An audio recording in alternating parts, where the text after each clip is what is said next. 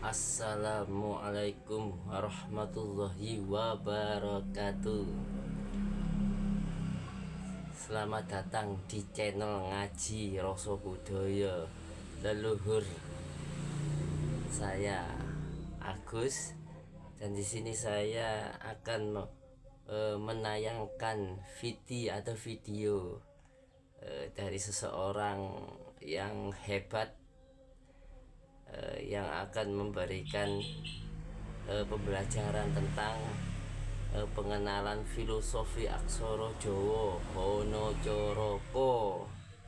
Yuk kita simak videonya supaya tambah pintar dan mengenal budaya kita. Cikidot. Tema hari ini mungkin lebih banyak informatif Bapak Ibu. Kita akan membahas tentang aksara Jawa. Ini bagi saya salah satu kehebatan nenek moyang kita, antara lain aksara Jawa ini. Yang ternyata di baliknya itu ada filosofi mendalam yang luar biasa dan luas. Luas itu dalam arti dia sangat terbuka. Generasi mana saja, untuk kepentingan apa saja, bisa memaknai aksara Jawa ini sesuai perspektifnya. Ini hasil beberapa bacaan saya. Ternyata maknanya beragam sekali, bisa dibawa untuk berbagai konteks filosofi aksara Jawa ini. Kalau Bapak Ibu menggali-gali dari sumber-sumber Google atau mana tentang apa sih maknanya huruf-huruf Jawa ini, akan ketemu banyak sekali versi. Dan ini menurut saya di antara hebatnya teks itu kan, kalau dia maknanya bisa dipakai siapa saja dan siapapun yang memakai itu bisa menggunakan sesuai konteks dirinya.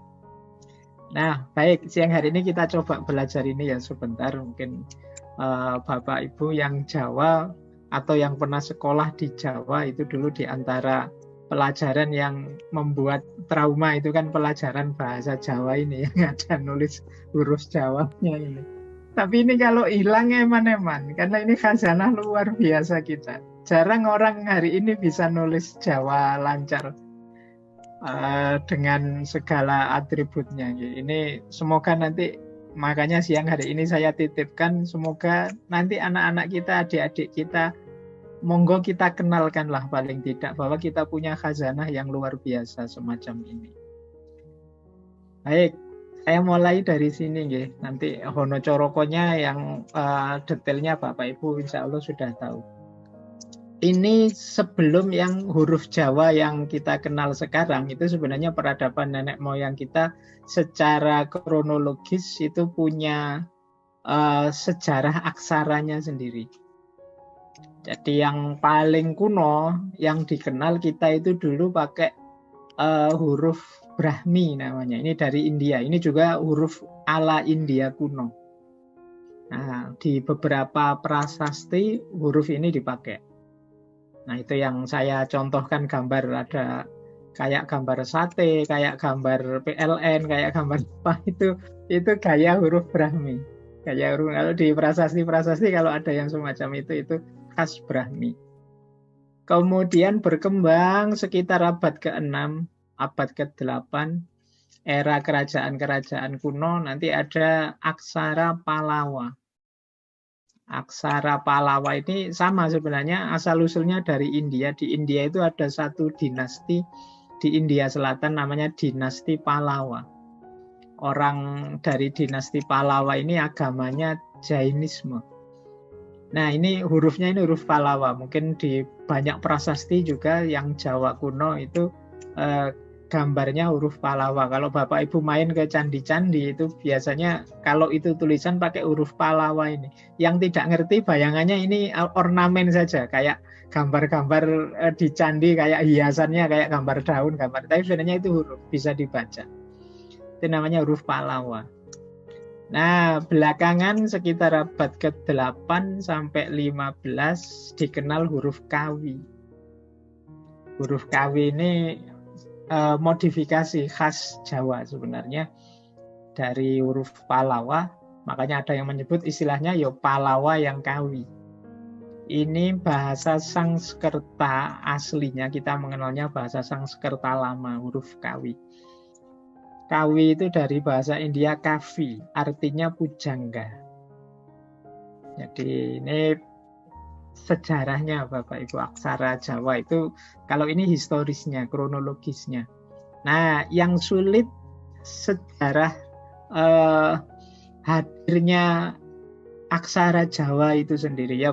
Bapak Ibu mungkin ingat ya, ada cerita Aji Soko atau Aji Saka itu yang dari India yang membawa. Cuma ini semacam legenda mitos, agak sulit memastikan kepastiannya.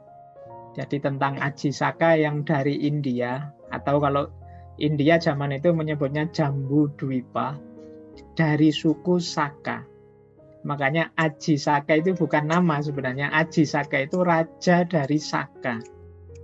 Raja dari suku Saka yang datang ke Jawa membawa agama Hindu awal. Jadi agama Hindu dibawa ke Jawa, membawa ajaran Dharma awal dari Saka, makanya dikenal sebagai Aji Saka. Nanti kalau yang Jawa mesti kenal, di kalender itu biasanya masih ada kalender Saka. Jadi tahun Saka. Nah ini yang diawali dari kisahnya beliau ini. Cuma ya memang zaman dulu ndak ada kalau zaman sekarang rekaman historisnya itu sulit.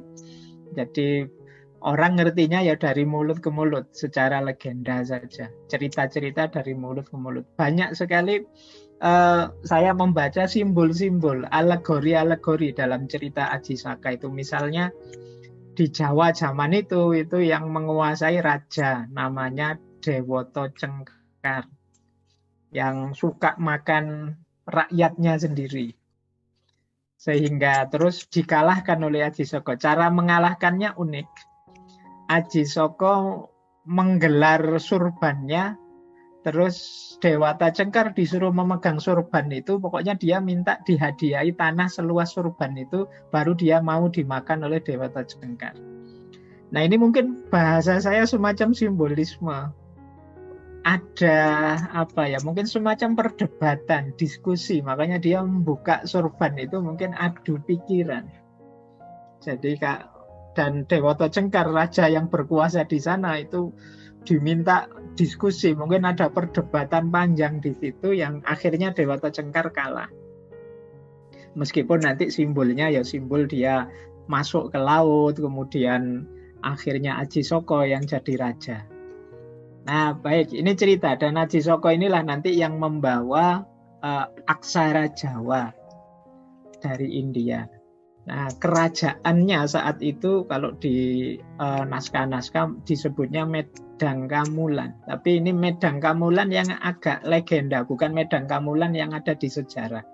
Karena kalau Medang Kamulan yang di sejarah itu belakangan, yang dibawa oleh Empu Sendok itu. Dari kelanjutan Mataram Lama yang pusatnya di sekitar Jombang itu ya. Nah, tapi ini Medang Kamulan yang mungkin diasosiasikan ke sana, tapi kalau dari sisi tahunnya pasti jauh dari situ. Tapi ini sifatnya memang legenda, sulit memastikan. Jadi tidak seperti orang sekarang. Kalau orang sekarang mungkin punya karya luar biasa, minta hak patennya, minta hakinya. Kalau zaman dulu tidak mikir itu, pokoknya berkarya bermanfaat untuk masyarakat. Nah ini sejarahnya begitu.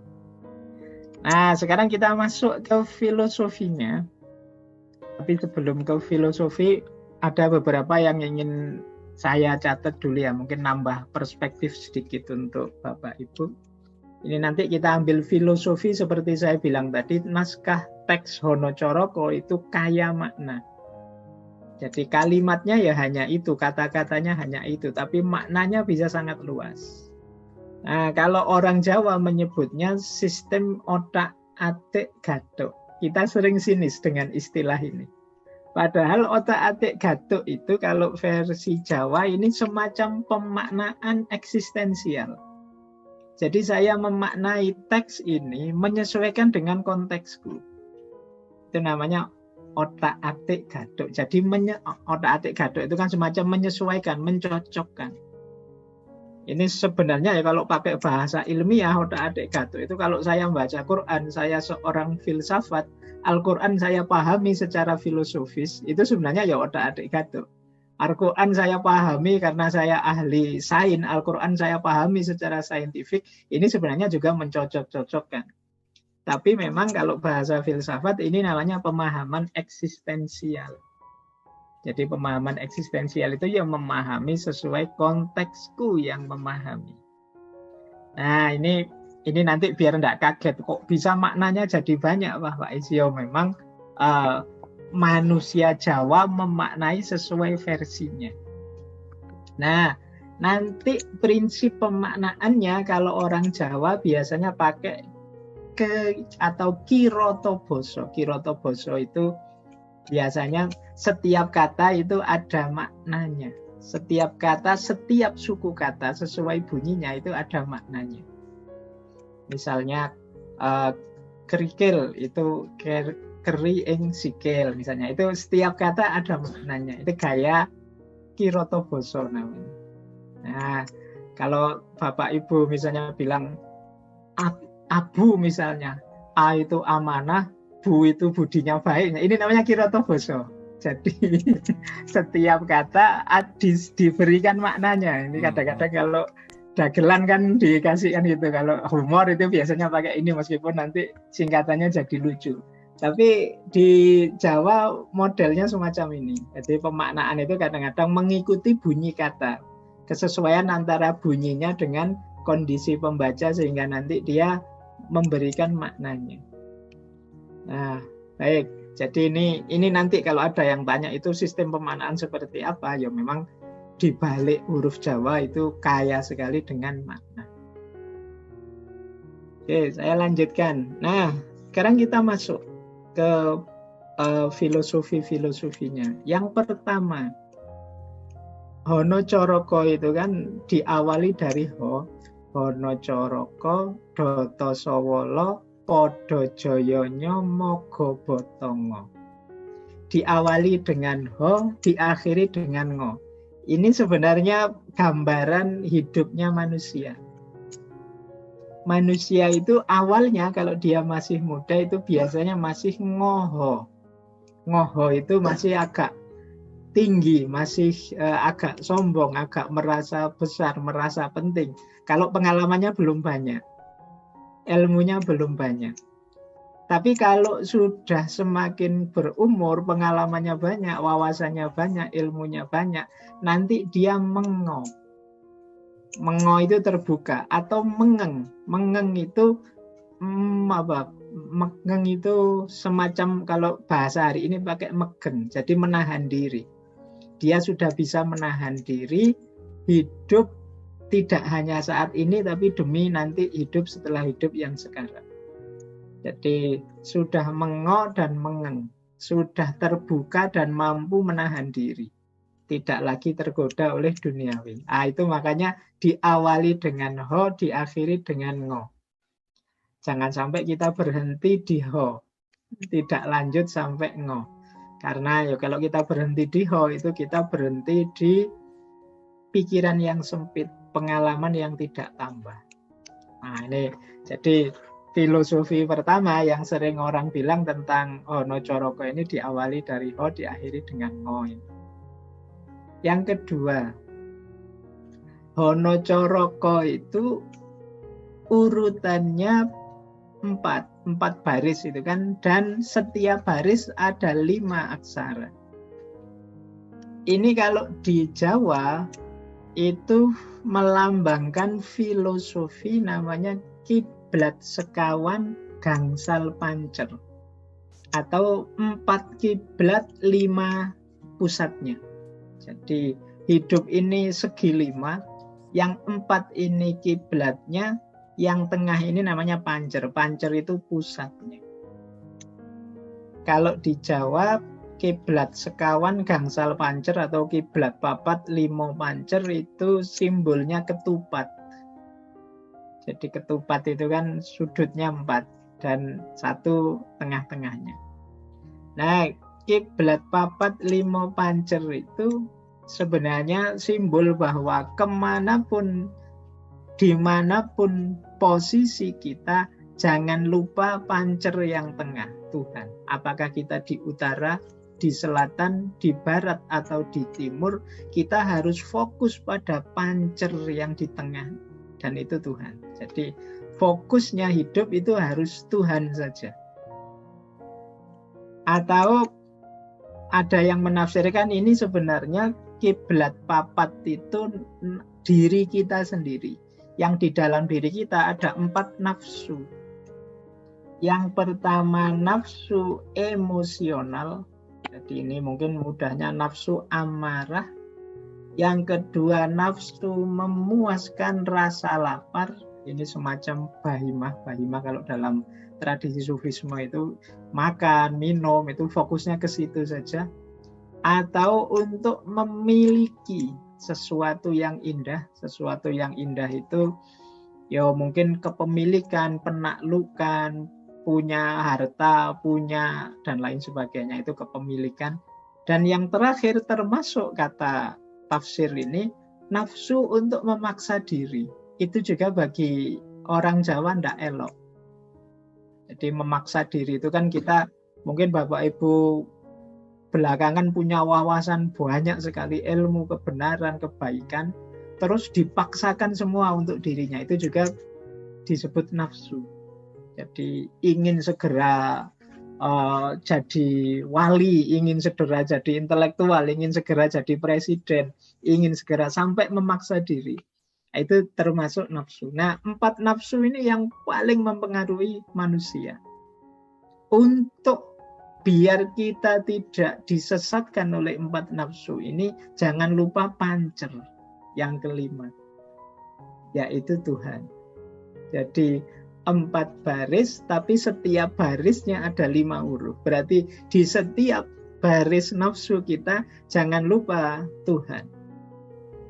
Jangan lupa Allah. Nah, ini filosofi kedua dari huruf Jawa, aksara Jawa. Saya lanjutkan. Nah, yang ketiga, huruf Jawa itu ada sandangan.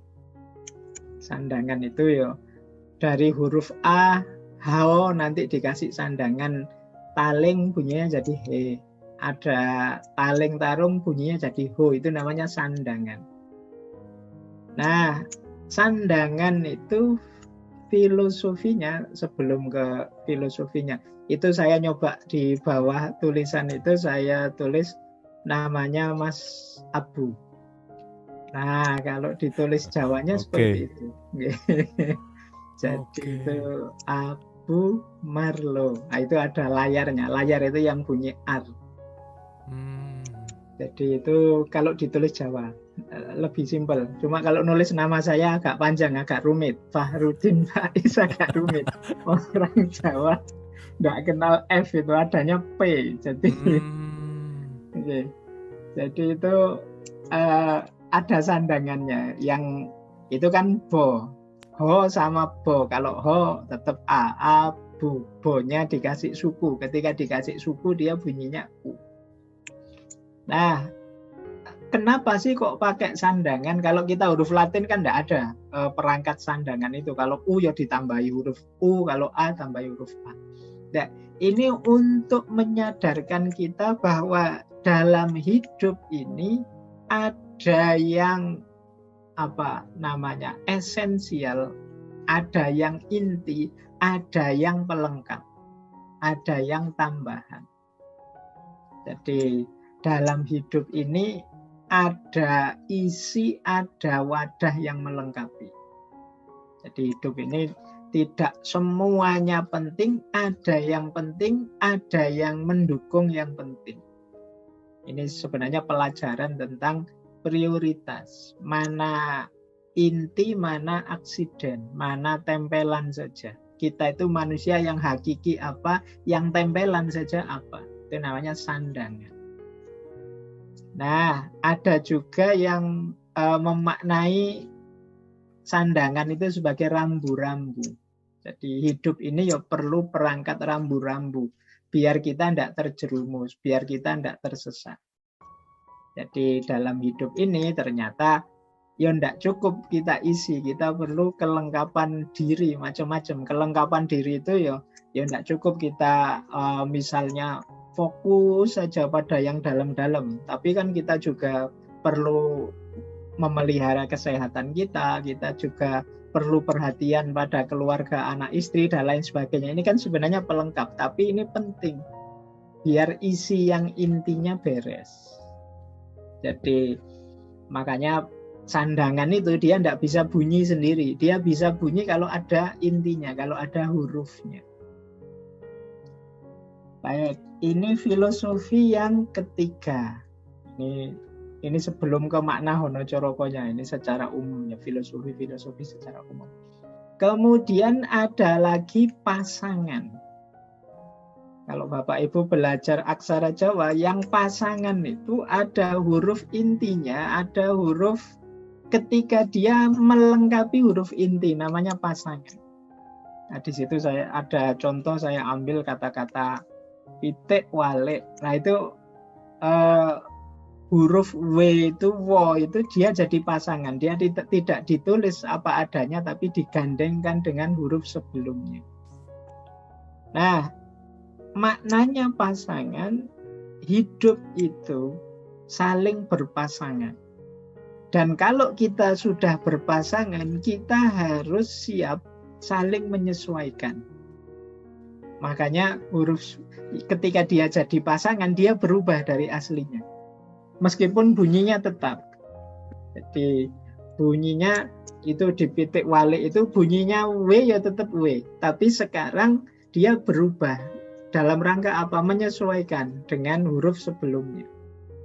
Jadi maknanya apa? Harmoni. Kalau kita bareng-bareng kok ndak ada yang mau ngalah, kalimatnya ndak bunyi. Jadi harus ada yang mau ngalah, berubah bentuk. Jadi ini makna pertama, harmoni hidup yang saling berpasangan, saling melengkapi, saling menyesuaikan. Kemudian ada juga makna bahwa ini sebenarnya menunjukkan pasangan itu ya ada siang, ada malam, ada laki-laki, ada perempuan, ada senang, ada sedih. Ini saling menyesuaikan. Saling menyesuaikan itu ya kita itu tidak pernah 100% hidup kita itu sedih. Jadi atau sebaliknya 100% hidup kita itu senang. Selalu saja ketika kita sedang bahagia itu ada beberapa aspek dari hidup kita yang kita itu sedih. Atau sebaliknya ketika kita sedih itu ada aspek tertentu yang bisa kita syukuri.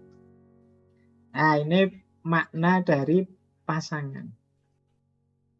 Baik, kita lanjutkan. Nah kalau ini yang paling sering dibahas, pangkon. Jadi huruf Jawa itu kalau sudah kena pangku, dia mati. Jadi misalnya huruf K, kalau dia di pangku harusnya bunyi ko, sekarang cuma jadi K biasa. Makanya kayak tadi itu yang pitik wale itu huruf terakhir kan harusnya dibaca K. Tapi begitu di pangku dia tidak bunyi sudah. Jadi dia jadi pitik wale. Harusnya kalau tidak ada pangkunya dia pitik waliko.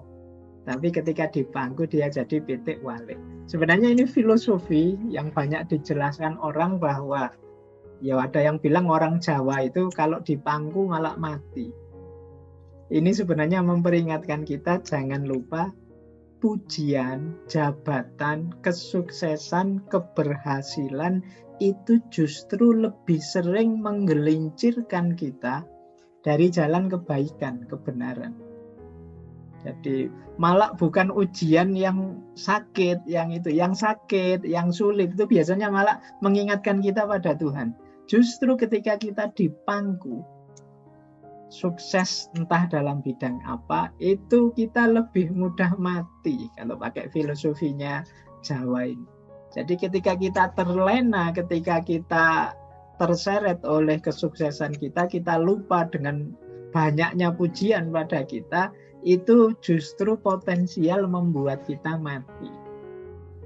Jadi orang hebat itu kalau pakai filosofi huruf Jawa yang di pangku ini tidak lahir dari pujian kesuksesan. Orang hebat itu lahir dari kesulitan, kritikan, kerumitan hidup itu hebat. Kalau Bapak Ibu tidak pernah ngalami masalah, ya tidak pernah meningkat karena kita sudah selesai hidup kita di sini. Justru ada masalah, ada problem, kita tertantang mengatasinya, akhirnya kita naik kelas. Nah, ini filosofi bahwa huruf Jawa itu kalau dipangku itu dia mati. Orang Jawa, kita dalam hidup ini hati-hati kalau pas kita ada di posisi momen sedang dipangku. Dipangku itu membuat kita tidak berdaya, sudah selesai hidupnya. Nah, ini makanya jangan terlena dengan pujian yang nanti bisa melemahkan kita. Baik, saya lanjutkan. Nah, ada lagi kecil tapi menarik. Orang nulis huruf Jawa itu biasanya agak miring ke kanan. Jadi agak condong ke kanan sedikit. Jadi ini sebenarnya simbol bahwa kita itu harusnya memang filosofi hidupnya, kalau bahasa Arab itu minat dzulumati ilan nur. Nengen, bukan ngiwo. Nah, jadi dari kiri ke kanan. Jadi tidak apa-apa sekarang masih kiri, asal perjalanannya nganan. Jangan bangga sekarang kita di kanan, jangan-jangan nanti perjalanannya malah ngiri. Jadi tidak penting startnya di mana, tapi pastikan condong dan perjalanannya nganan. Jadi nulisnya dari kiri ke kanan, agak miring ke kanan. Nah, ini berhubungan dengan proses hidup, perjalanan hidup. Jadi klaim kita hari ini, wah saya sudah baik kok Pak, tidak masalah sekarang kamu sudah baik. Tapi untuk selanjutnya, langkahmu itu ke kiri apa ke kanan? Orientasi perjalananmu itu nganan apa ngiri?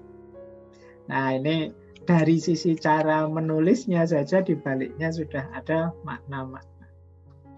Baik, ini masih seputar huruf, masih belum ke makna hurufnya. Oke, saya mulai sekarang makna aslinya, makna dari Honocorokonya sendiri. Ini juga banyak versi. Saya awali dari versi paling original. Tadi kan cerita Prabu Ajisoko tadi. Prabu Ajisoko itu ketika berangkat ke Jawa, beliau ini punya dua ajudan, dua pengawal. Yang satu namanya Duro, yang satu namanya Sembodo. Nah, ketika dia berangkat untuk menaklukkan Dewata Jengker, dia menitipkan kerisnya pada salah seorang pengawalnya namanya Sembodo.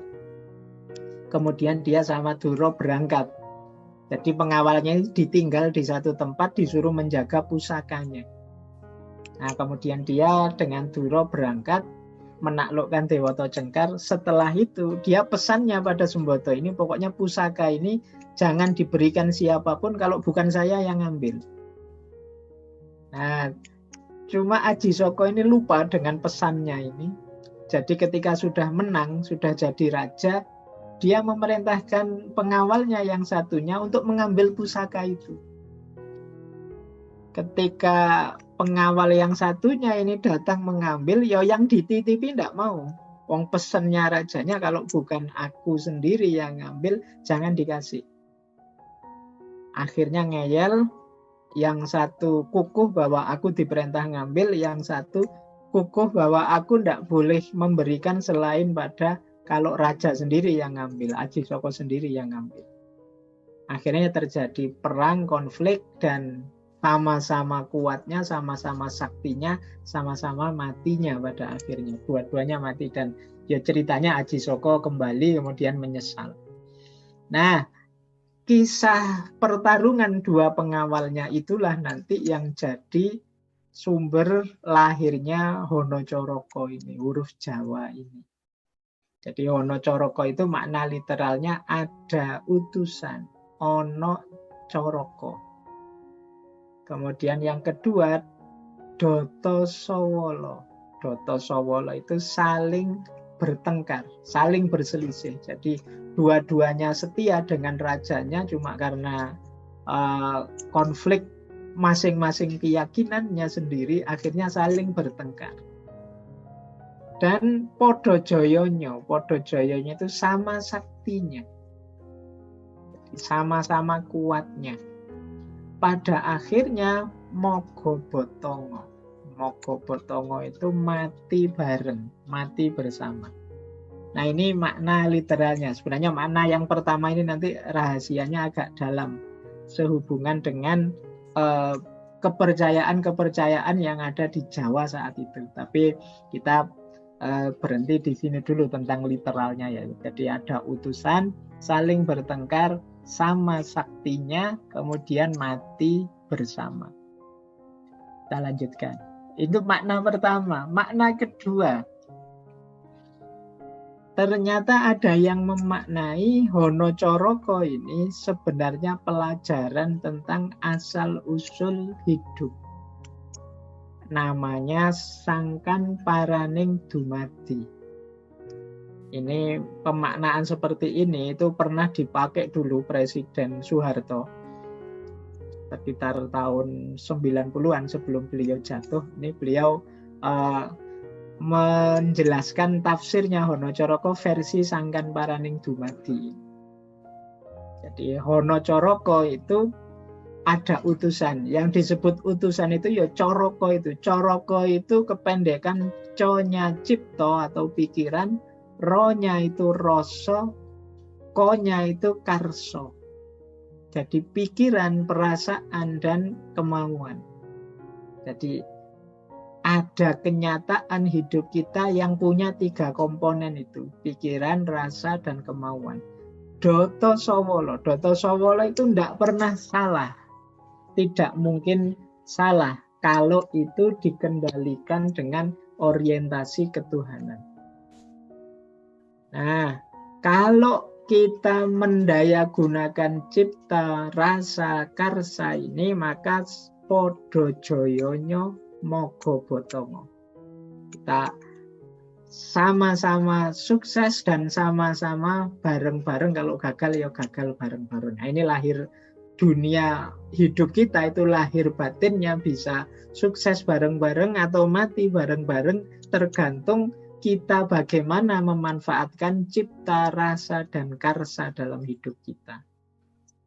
Jadi ini versi Sangkan Paraning Dumadi. Sangkan Paraning Dumadi itu asal-usul hidup.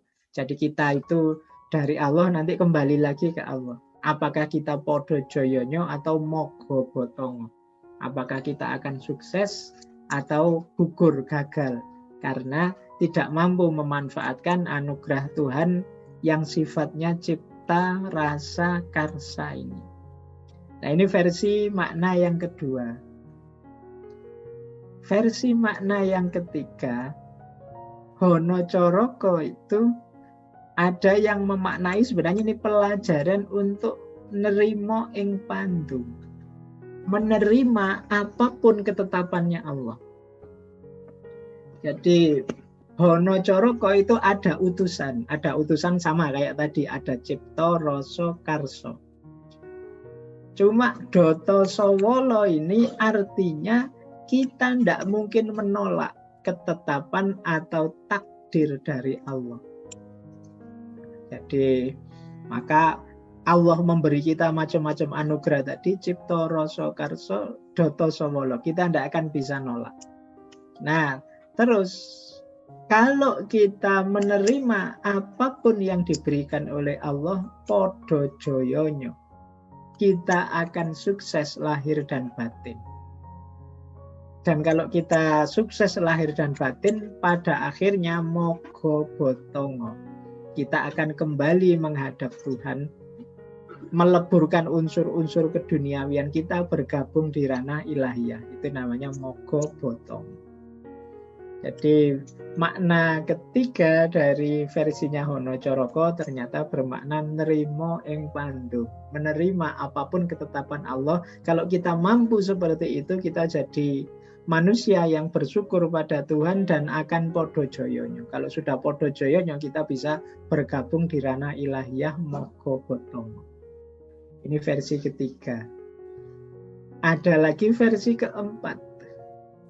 Versi keempat makna Hono Coroko ini menarik. Saya ambil dari Serat Centini, karya susunan Pakubuwono kelima. Ini menarik. Ada namanya Coroko balik, jadi dibalik. Dan itu antara dibaca dari kiri ke kanan atau dari kanan ke kiri itu ada maknanya. Jadi ini khasnya aksara Jawa. Jadi kayak tadi misalnya Hono Coroko itu artinya ada utusan. Tapi kalau kita baca dari kanan, Koroco Hono itu artinya ucapan lewat lisan. Nah, Doto Sowolo itu dari adanya zat, Lowo Sotodo artinya zat yang tetap ada selamanya. Podo Joyonyo itu dua-duanya betapa unggulnya. Tetapi kalau dibalik Nyoyo Jopodo, Nyoyo Jodopo itu tidak terputus kehendaknya. Mogo Botongo itu manusia yang masih harus ditebak-tebak, di batang itu ditebak, manusia yang penuh teka-teki. Tapi kalau dibalik Ngoto Bogomo itu manusia yang jadi cerminannya Tuhan. Nah, ini unik. Jadi dibolak-balik pun ada maknanya, dan kalau diurutkan bisa nyambung makna tadi. Jadi misalnya dibaca dari atas ada utusan, yang utusan itu menyampaikan ajaran ya lewat lisannya. Yang disampaikan apa? Pesan itu dari mana? Dari zat yang ada selamanya, dari Tuhan. Berarti kan yang sangat unggul baik utusan itu maupun zat tadi, dan zat tadi tidak terputus kehendaknya. Kepada siapa pesan dari utusan itu disampaikan? Kepada manusia yang masih misterius. Jadi batang itu kalau bahasa Jawa bisa mayat, bisa juga menebak. Jadi teka-teki itu juga batangan. Nah, jadi manusia yang penuh teka-teki, manusia yang misterius, karena manusia ini bisa baik, bisa buruk. Manusia ini tidak pasti. Dan dia adalah sebenarnya cerminannya Tuhan. Ngoto Bogomo. Baik, jadi ini pelajaran versi makna keempat. Ada lagi versi makna kelima. Jadi ini makanya tadi saya sebut betapa kayanya makna nenek moyang kita, meskipun dari aksara Jawa yang sesimpel itu ternyata semua filosofi ajaran Jawa masuk. Yang kelima, memayu hayuning Bawono.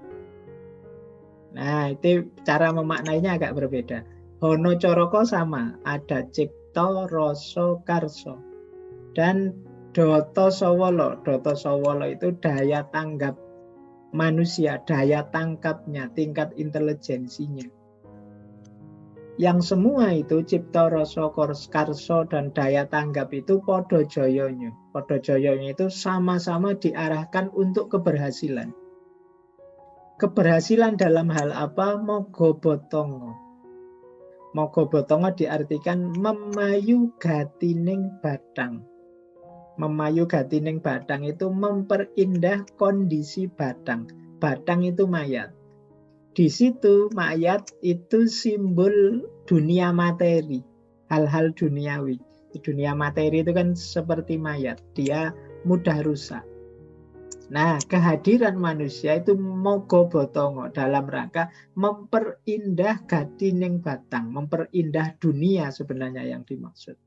Dan ini kalau dalam filosofi Jawa itu ajaran tentang memayu hayuning bawono. Jadi memperindah kondisi dunia. Baik, ini puncaknya. Bisa dicek di serat sastra gendingnya Sultan Agung. Cara memaknai Hono Coroko versi Sufisme yang itu bermakna manunggaling kawula Gusti. Jadi Hono Coroko itu kalau versinya Sultan Agung itu sebenarnya ada petunjuk. Jadi ada petunjuk itu bagi Sultan Agung ini semacam Tuhan di level ahadiyat, Tuhan yang tidak terjangkau oleh pikiran, oleh konsep kita. Itu level paling awal. Tapi tidak usah takut, karena Tuhan di level yang tidak terjangkau itu memanifestasikan dirinya. Namanya Doto Sowolo. Jadi mengutus utusan. Utusan itu Tuhan sendiri di level wahdat. Level wahdat itu ketika Tuhan menampakkan, mentajalikan diri dalam sifatnya. Maka kita kenal Tuhan sebagai yang maha penyayang, yang maha pengasih. Ini Doto Sowolo.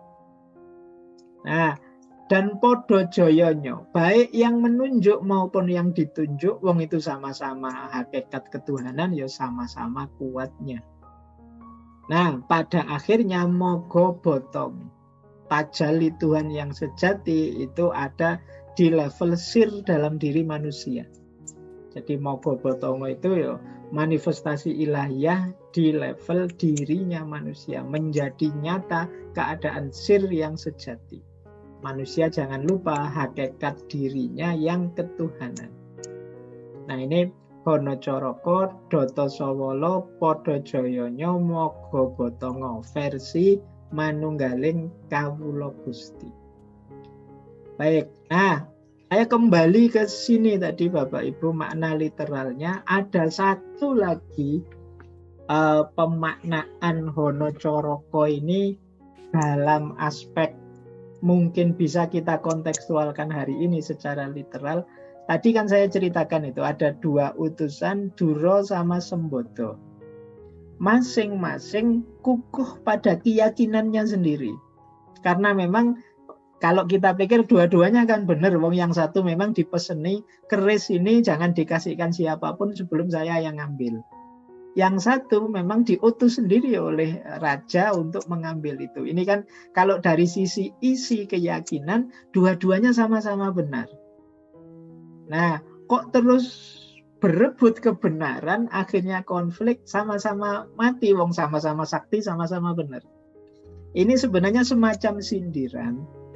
Jadi semacam dalam hidup ini ya kita itu memang yang namanya keyakinan atas kebenaran itu bisa macam-macam, bisa beda-beda. Kalau kita bertarung memperebutkan itu, bisa saja nanti kita sama-sama mati sia-sia. Jadi kita sama-sama hancur sia-sia, tidak produktif. Jadi coba berdua tadi tidak kesusu bertarung, tidak kesusu konflik. Mbok ya dirunding yang enak, didiskusikan, saling memahami, saling mengerti, terus bareng-bareng coba tanya pada Aji Sokonya misalnya. Itu kan lebih mudah. Jadi ini sebenarnya zaman itu mungkin sindiran pada ada kepercayaan pendatang, ada kepercayaan lokal. Dua-duanya membawa kebenarannya sendiri. Kepercayaan lokal itu ya yang ada di tempat, kepercayaan pendatang itu yang datang menjemput. Ternyata dua-duanya juga memegangi kebenarannya. Kalau dipikir-pikir ya memang dua-duanya benar. Kita tidak bisa menyalahkan salah satunya. Yang mengambil pusaka ya benar, wong memang dia diperintahkan rajanya. Kemudian yang tidak mau memberi juga benar, wong memang pesennya raja, kalau bukan dia sendiri jangan diberikan. Nah, sama-sama punya kebenaran ya bahasanya di situ sebenarnya sama-sama sakti. Kalau berkonflik kemungkinannya adalah mati bersama, sama-sama hancur. Nah, ini pesan di dalam konteks saat itu untuk yang rukun saja. Karena masing-masing ada kebenarannya sendiri.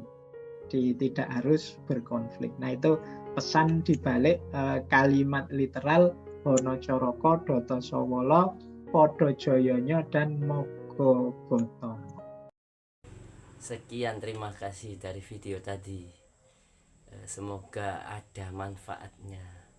Dan ternyata budaya kita sangat indah, sangat luas, yang perlu diketahui oleh anak-anak muda di zaman modern.